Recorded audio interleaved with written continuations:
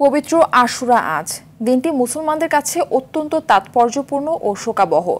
রোজা রেখে এবং ইবাদত বন্দেগী করে দিবসটি পালন করেছেন ধর্মপ্রাণ মুসলমানরা।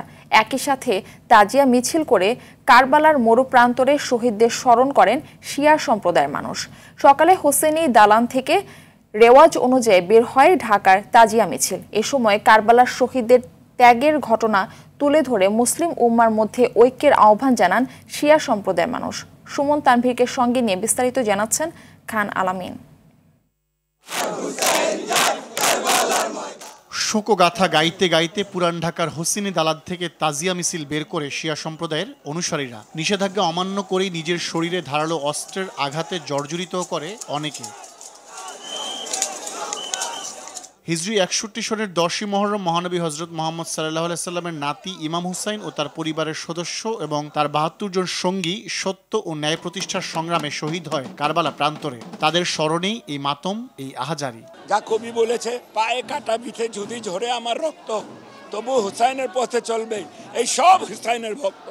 নিজের সব পরিবারকে নিয়ে যদি উনি শাহাদাত বরণ না করতেন, তাহলে আজকে এই ইসলাম থাকতো না, এই মসজিদে মসজিদে আজান হইতো না। অন্যায়ের বিরুদ্ধে সবসময় প্রতিবাদ করতে হবে, তাতে আমার জীবনও চলে যাক না কেন। এবং ১০ই মুহররমের এই শিক্ষা আমরা সমগ্র মুসলিম সম্প্রদায় শিয়া সুন্নি নির্বিশেষে আমরা এক এবং অভিন্ন। কালো পোশাক, মাথায় কালো পট্টি, কারো হাতে বর্ণিল ঝান্ডা, ফাঁকে ফাঁকে ইমাম হোসেনের কবর সদৃশ তাজিয়া, যা আজিমপুর, নীলক্ষেত, নিউ মার্কেট ও সায়েন্স ল্যাব ঘুরে শেষ হয় জিগাতলায়।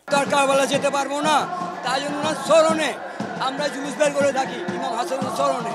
এই জামাত ইমাম হোসেন হাসানের জন্য বের হয়, তাদের শোক করতে আমরা বের হই। এছাড়া দেশের বিভিন্ন স্থানে পবিত্র আশুরার গুরুত্ব ও তাৎপর্য শীর্ষক আলোচনা সভা ও দোয়া মাহফিল অনুষ্ঠিত হয়। রাজধানীর পল্লবীতে মিরপুর দরবার শরীফে বিপুল উৎসাহ, উদ্দীপনা ও ধর্মীয় ভাবগাম্ভীর্যের মধ্য দিয়ে আশুরার সম্মেলন অনুষ্ঠিত হয়েছে। আশুরার গুরুত্ব ও তাৎপর্য তুলে ধরে আলোচনা করেন সম্মেলনের আহ্বায়ক ডক্টর সৈয়দ এম সাইদুর রহমান আল মাহবুবী। জোহর নামাজ ও মিলাদের পর সম্মেলনের আখিরি মোনাজাতে বিশ্ববাসীর শান্তি ও সমৃদ্ধি কামনায় বিশেষ দোয়া করা হয়।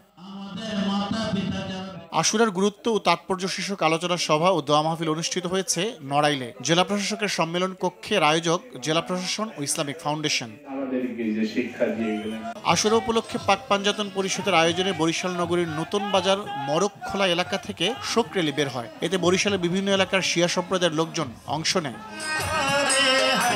শিরনি বিতরণের মধ্য দিয়ে মেহেরপুরে পালিত হয়েছে পবিত্র আশুরা। প্রায় ১০০ বছর ধরে সদর উপজেলার কুতুবপুর গ্রামে এই অনুষ্ঠান আয়োজন করা হচ্ছে। দেশের প্রায় প্রতিটি জেলাতেই নানা কর্মসূচির মধ্য দিয়ে পালিত হয়েছে পবিত্র আশুরা।